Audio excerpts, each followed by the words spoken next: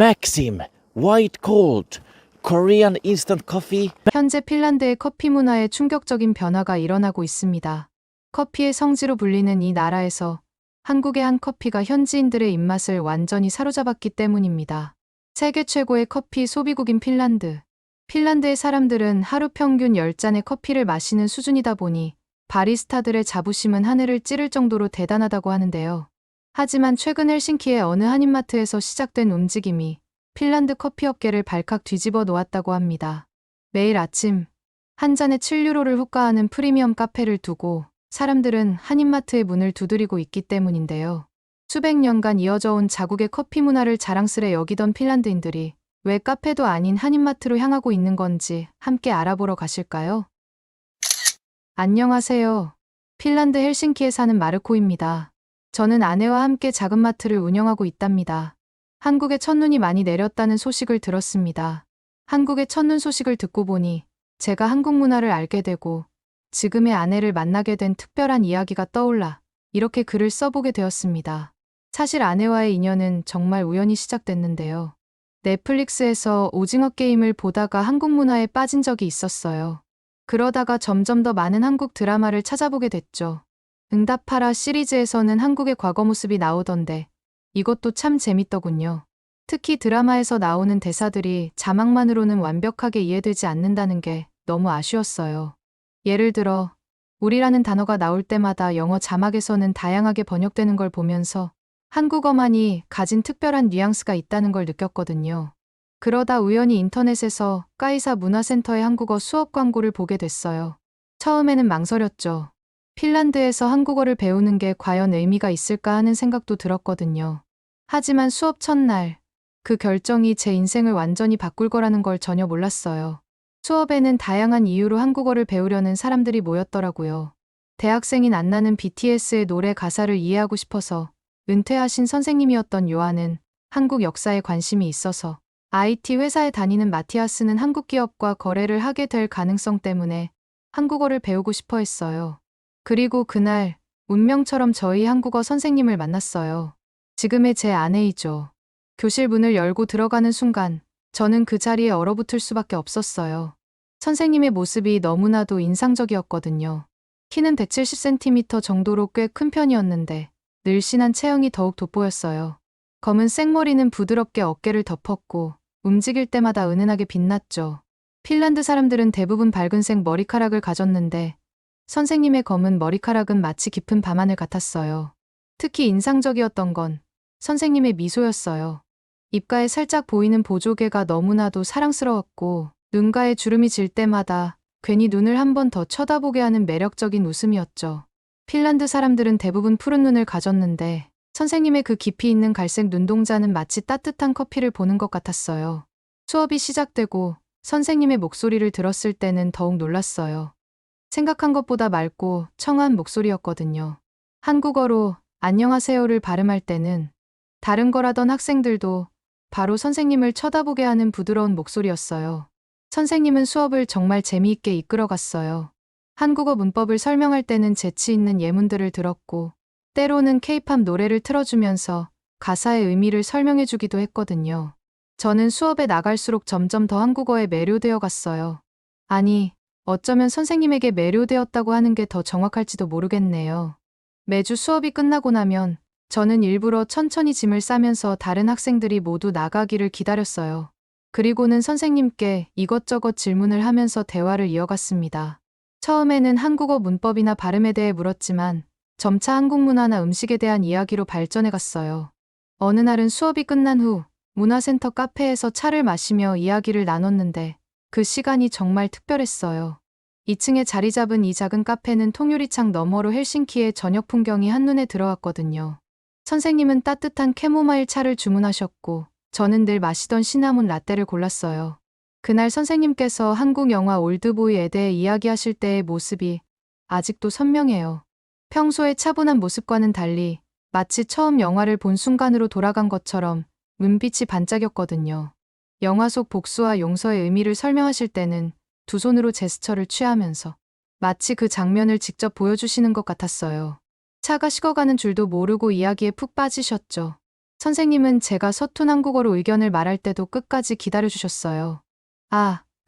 저는 생각합니다. 고 더듬더듬 말할 때마다 고개를 끄덕이며 경청해 주셨고, 제가 단어가 생각나지 않을 때면 자연스럽게 도와주셨죠.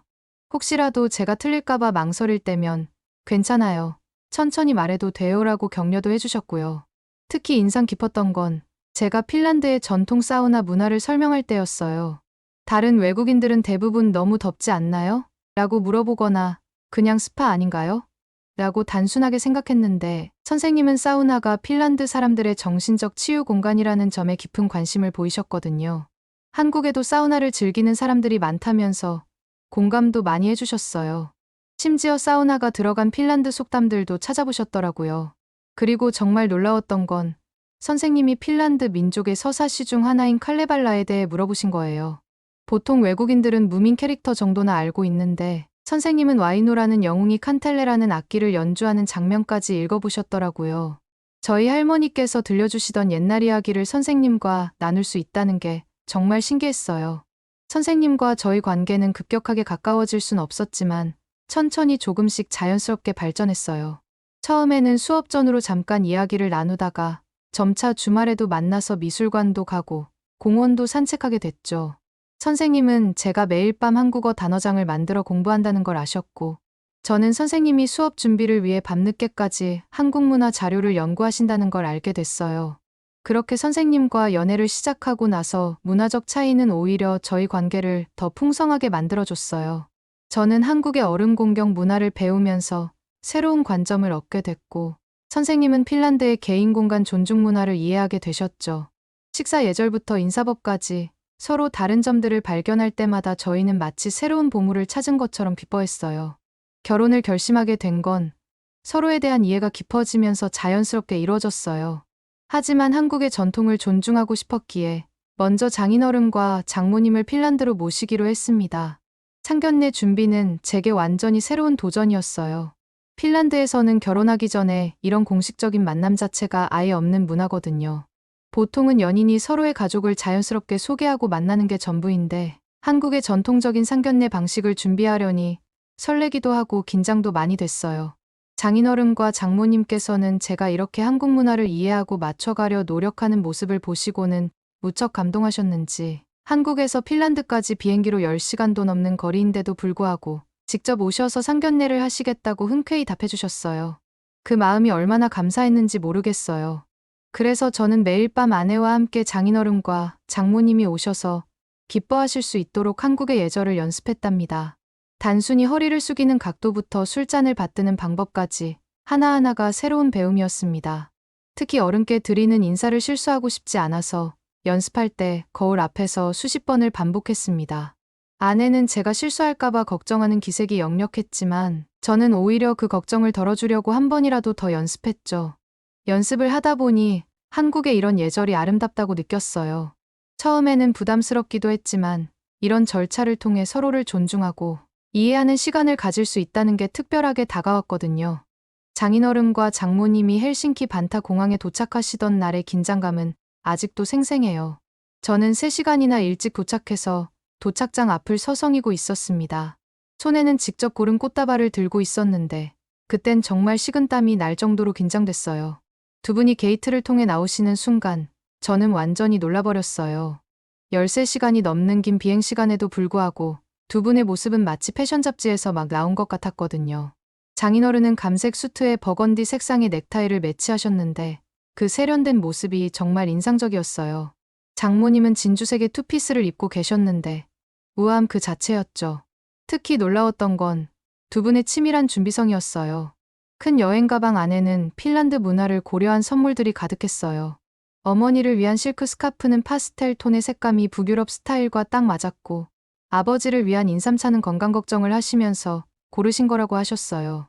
심지어 포장 디자인까지 북유럽 감성을 고려하신 게 느껴졌죠. 상견례 날의 모든 순간이 특별했어요. 아침부터 저희 집은 분주했거든요. 어머니는 전통 핀란드 식사를 준비하시느라 부엌에서 종일 바쁘셨고 아버지는 평소에 마시던 수제 맥주까지 꺼내놓으셨어요. 장모님께서는 현관에 들어서시자마자 신발을 벗으시려고 하셨는데 그 모습을 본 어머니의 표정이 잊히지 않아요. 사실 핀란드에서도 한국처럼 실내에서는 신발을 벗는 게 당연한 문화예요. 특히 겨울에는 눈이나 진흙이 묻은 신발을 신고 들어오면 안 되니까 더 철저하게 지키거든요. 다른 외국인들은 이런 문화를 잘 모르고 신발을 신고 집 안으로 들어와서 어머니든 손님이든 서로 당황하시는 경우가 많은데 장모님께서는 미리 인터넷으로 핀란드 문화를 공부해 오셨더라고요. 저는 문득 한국과 핀란드가 이렇게 비슷한 점이 있다는 게 무척 신기하다고 생각했어요. 두 나라 다 현관에서 신발을 벗고 실내화나 양말을 신는 게 기본 예인 거잖아요. 어머니도 장모님의 그 세심한 배려에 깊이 감동하셨고 장모님이 마음에 드셨는지 어머니께서는 바로 장모님의 손을 맞잡고 부엌으로 향하셨어요. 저희 아버지도 장인어른의 모습에 완전히 매료되셨어요. 아버지는 평소 말씀이 없으신 분인데 그날은 달랐어요. 장인어른께서 식사 시간에 보여주신 예절이 너무나 인상적이었거든요. 특히 음식을 드시기 전에 요리한 사람을 먼저 칭찬하시고 모든 분들의 식사를 챙기시는 모습은 정말 보기 좋았어요. 통역은 저와 아내가 맡았지만 사실 말이 없어도 충분했어요. 장인어른께서 아버지의 수제 맥주를 드시고는 엄지를 치켜 드시는 모습, 장모님께서 어머니의 손을 잡고 미소 지으시는 모습, 그 모든 순간이 마음으로 통하는 것 같았거든요. 심지어 장인어른께서는 핀란드어로 키토스라고 말씀하셨는데 그때 아버지의 눈시울이 붉어지신 걸 봤어요. 나중에 여쭤보니 이렇게까지 자신을 배려해주는 걸 태어나서 처음 겪어봐서 감동을 먹을 수밖에 없었다고 하시더라고요. 식사가 끝나갈 무렵 분위기는 완전히 달라져 있었어요. 처음에 어색함은 온데간데 없고 마치 오랫동안 알고 지낸 가족처럼 편안한 분위기가 됐죠. 장인어른과 아버지는 서로 사진을 보여주시며 이야기꽃을 피우셨고 장모님과 어머니는 부엌에서 요리 레시피를 교환하고 계셨어요. 저는 그저 옆에서 그 모습을 지켜보면서 가슴이 따뜻해지는 걸 느꼈어요. 문화는 달라도 서로를 향한 존중과 배려의 마음은 똑같다는 걸 깨달았거든요. 그리고 이런 분들을 부모님으로 모시게 된다는 게 얼마나 큰 축복인지도 알게 됐죠. 특히 인상 깊었던 건 헤어질 때의 모습이었어요. 장인어른과 아버지는 서로 어색한 포옹을 나누셨는데 그 순간만큼은 언어의 장벽도 문화의 차이도 없었어요. 그저 서로를 향한 따뜻한 마음만이 가득했거든요. 그날 이후로 저는 더욱 확신할 수 있었어요. 저희 결혼이 두 가족을 하나로 이어주는 소중한 다리가 될 거라는 거요. 그렇게 저희는 가족끼리 모여서 결혼식을 올렸고 결혼 후 첫 명절을 맞아 한국을 방문했어요. 한국에 처음 와본 저는 모든 게 새롭고 신기했어요. 인천공항에 도착해서부터 느껴지는 한국의 분위기는 드라마나 영화로 보던 것과는 완전히 달랐죠. 특히 장인어른 댁을 처음 방문했던 날은 지금도 생생해요. 차를 타고 가면서 저는 계속 창밖을 내다봤는데 마치 영화의 주인공이 된 것 같은 기분이었어요. 솔직히 말씀드리면 당시 제 머릿속에는 한국 드라마에서 본 전통 가옥들이 가득했어요. 구름이 그린 달빛 같은 드라마에서 본 기와 지붕과 나무로 된 대문, 흙담이 있는 한옥을 상상했었거든요. 심지어 장인어른께서 한복을 입고 계실 거라고 생각했어요. 하지만 현실은 제 상상과 전혀 달랐어요. 장인어른 댁이 있는 아파트 단지에 들어섰을 때 저는 그저 입을 다물 수가 없었어요. 현대적인 디자인의 초고층 아파트는 마치 미래도시 같았고 단지 내의 조경과 분수대는 마치 작은 공원 같았거든요. 지하 주차장에서 엘리베이터까지 이어지는 동선도 완벽했고 디지털 도어락과 홈 네트워크 시스템은 제가 알던 기술의 수준을 넘어서는 것이었습니다. 그런데 가장 인상적이었던 건 따로 있었어요. 바로 아침마다 장인어른께서 정성스럽게 타주시는 믹스커피였죠. 핀란드에서는 커피를 내리는 게 하나의 의식 같은 거예요. 원두를 직접 고르고 그라인더로 갈고 필터로 천천히 내리는 과정 자체를 즐기거든요. 그래서 처음에 장인어른께서 작은 봉지를 꺼내셨을 때는 살짝 당황했어요. 이렇게 작은 봉지에서 커피다운 맛이 나올 수 있을까 하는 의구심이 들었거든요. 하지만 장인어른의 믹스커피는 제가 알던 모든 커피의 개념을 바꿔놓았어요. 먼저 뜨거운 물 조금 넣고 커피 가루를 풀어주신 다음 찬물을 아주 조금씩 부어가며 저어주시는 손길에는 애정이 담아져 있었어요. 숟가락으로 휘 저으실 때마다 달콤한 향이 피어올랐고 그 향이 부엌 전체를 가득 채웠죠. 장인어른께서 한번 맛 좀 보라고 주셨고 한 모금 마시는 순간 저는 완전히 그 맛에 푹 빠질 수밖에 없었어요. 핀란드의 다크 로스트 커피가 가진 진한 쓴맛과는 전혀 다른 부드럽고 달콤한 맛이었거든요. 게다가 이렇게 간단하게 만들 수 있다는 게 더욱 놀라웠어요. 제가 어떻게 커피 한 봉지에서 이런 맛이 나올 수 있냐고 놀라서 물어봤는데 장인어른께서는 이게 별거냐며 허허 웃으시면서 넘기시더라고요. 매일 아침 장인어른께서는 제게 믹스커피를 타주셨는데 이게 마시다 보니 진짜 큰 단점이 하나 있더라고요.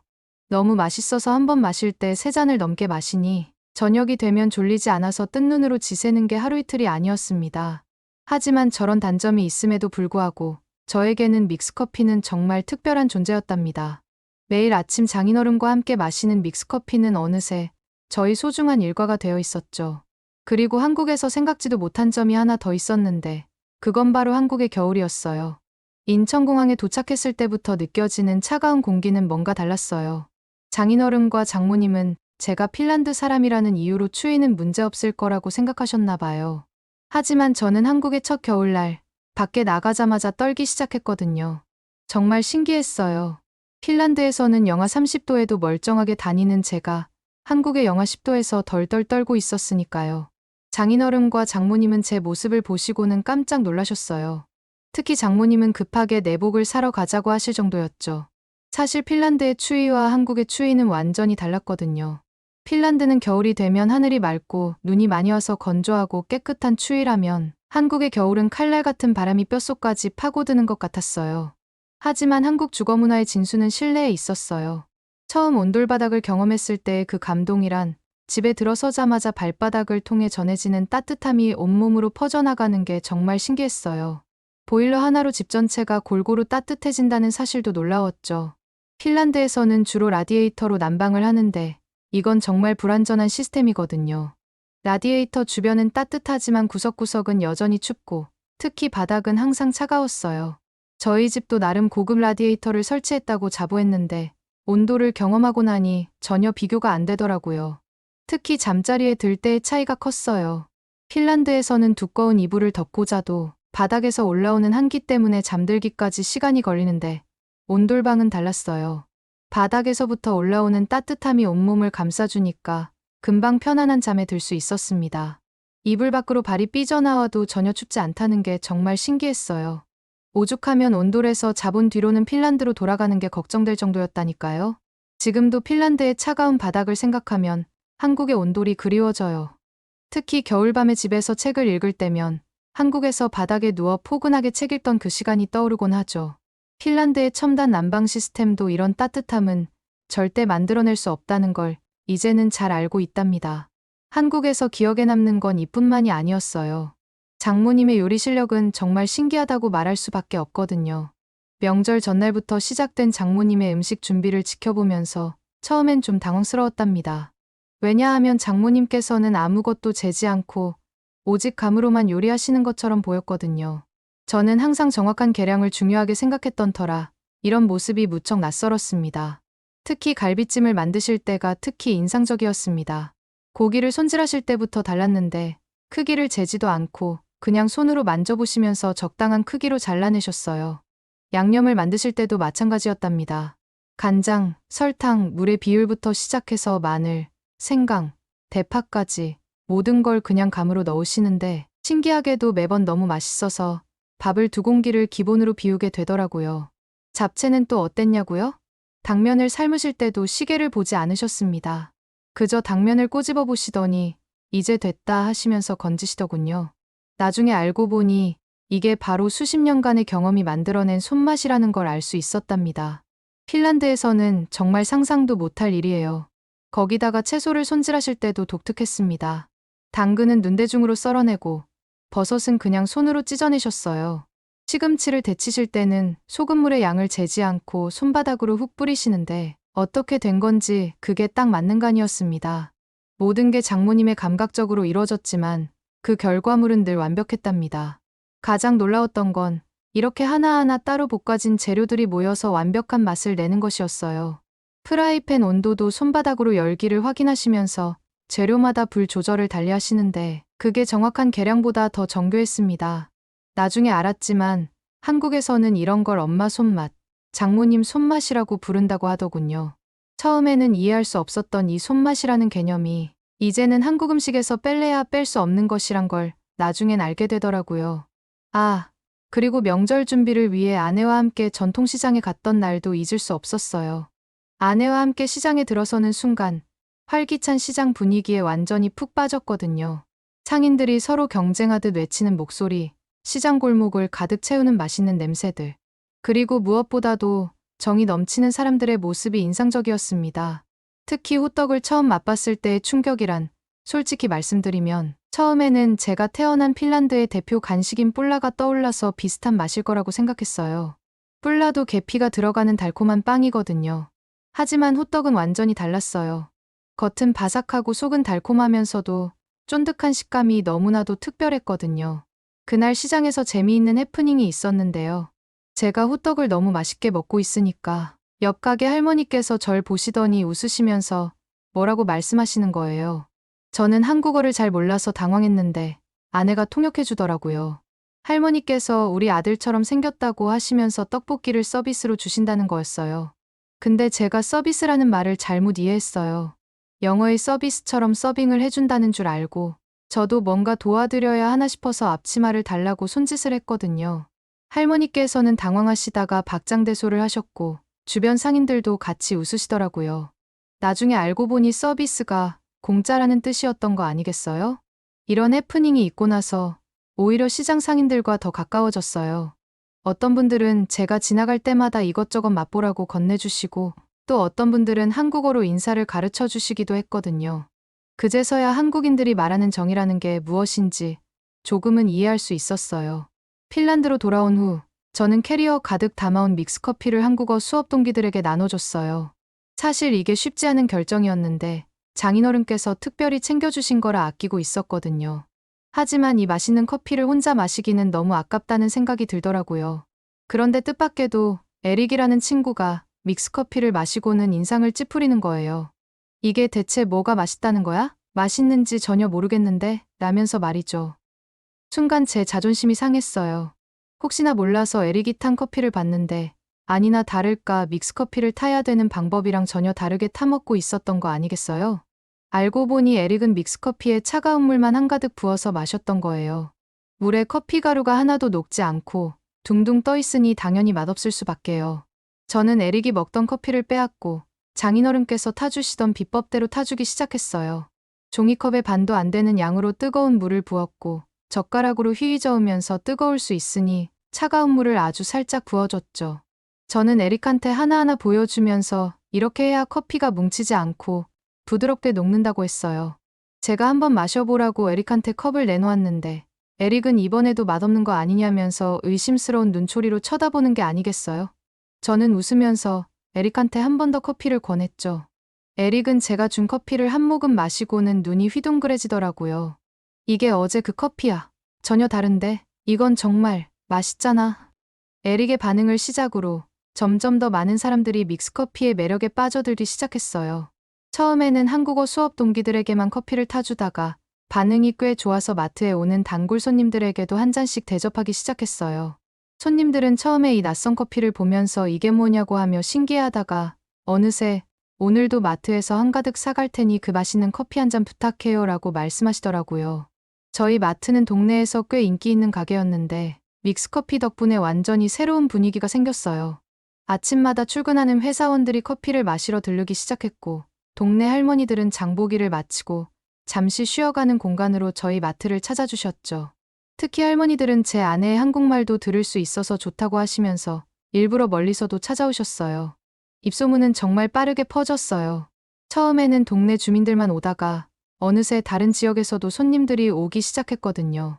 여기가 그 한국 커피 마시는 곳이죠. 라며 찾아오시는 분들이 늘어났어요.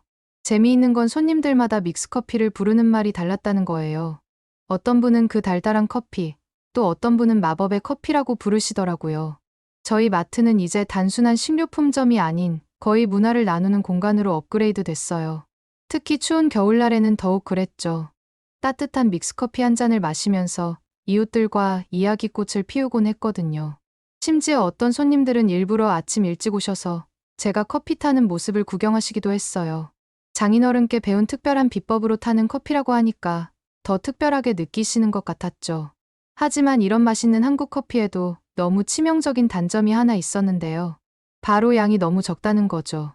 아무래도 한정된 개수밖에 없어서 제가 한 봉지씩만 타서 드렸었는데 다들 이걸 누구 코에 붙이냐고, 아예 수입해와서 팔면 안 되냐고 아우성이었어요. 저도 생각한 것보다 믹스커피가 인기가 너무 좋았고, 주변에서도 제발 팔아주면 안 되냐는 사람들이 너무 많아서 믹스커피를 수입할 수 없는지 알아봤었어요. 믹스커피에서 알아보니 저희 동네 말고도 핀란드 내에서 꽤 유명한 커피로 자리 잡았더라고요. 하지만 아쉽게도 한국의 믹스커피를 정식으로 수입하는 게 현실적으로 어려웠어요. 처음에는 단순히 마트에서 판매하는 정도로 생각했는데 알아볼수록 복잡한 문제들이 하나둘씩 나타나더라고요. 우선 유럽연합의 식품 수입 규정이 정말 까다로웠어요. 식품 안전성 검사부터 시작해서 포장재 기준, 라벨링 규정까지 하나하나가 넘기 힘든 산처럼 느껴졌죠. 한국의 커피 제조사에 연락을 취해봤는데 의외의 답변을 받았어요. 글로벌 기업과의 협력 관계 때문에 해외 수출이 제한되어 있다는 거였죠. 알고 보니 이 회사는 국내 시장에만 집중하고 있었고 해외 판매권은 다른 기업이 가지고 있더라고요. 그래서 저 같은 개인 사업자가 직접 수입하는 건 불가능한 상황이었어요. 저는 어떻게든 여러 방법을 찾아보려 했어요. 혹시 다른 나라를 통해서 수입할 수 있을지도 모르니까 말이에요. 하지만 이것도 쉽지 않았어요. 제조사 측에서는 현재 국내 시장 강화에 집중하고 있어서 유럽 쪽으로는 진출 계획이 전혀 없다고 하더라고요. 더 알아보니 이런 상황은 일시적인 게 아니더라고요. 제조사가 국내 브랜드 강화에 집중하고 있어서 당분간은 상황이 바뀌기 어려울 것 같았어요. 다른 한국 커피 브랜드들은 해외로 수출도 하고 있던데 제가 좋아하는 이 브랜드는 커피 믹스를 통한 글로벌 전략은 사실상 없다는 게 더욱 아쉬웠죠. 최근 들어서 핀란드도 더 추워지니 믹스커피를 찾고 있는 사람이 늘고 있는데 정말 어떻게 해야 될지 몰라 곤란한 상황이네요. 핀란드에서는 지금 한국의 커피 믹스를 먹지 못해 안달이 난 상황인데 이 문제를 해결할 수 있는 좋은 방법은 없을까요? 오늘의 사연은 어떠셨나요? 오늘의 사연이 마음에 드셨다면 좋아요만 한번 눌러주세요. 1초밖에 안 걸리지만 좋아요를 한번 눌러주시면 더 좋은 사연을 소개해드리는데 큰 힘이 된답니다. 긴 영상 시청해주셔서 감사합니다. 오늘도 행복한 하루 보내세요.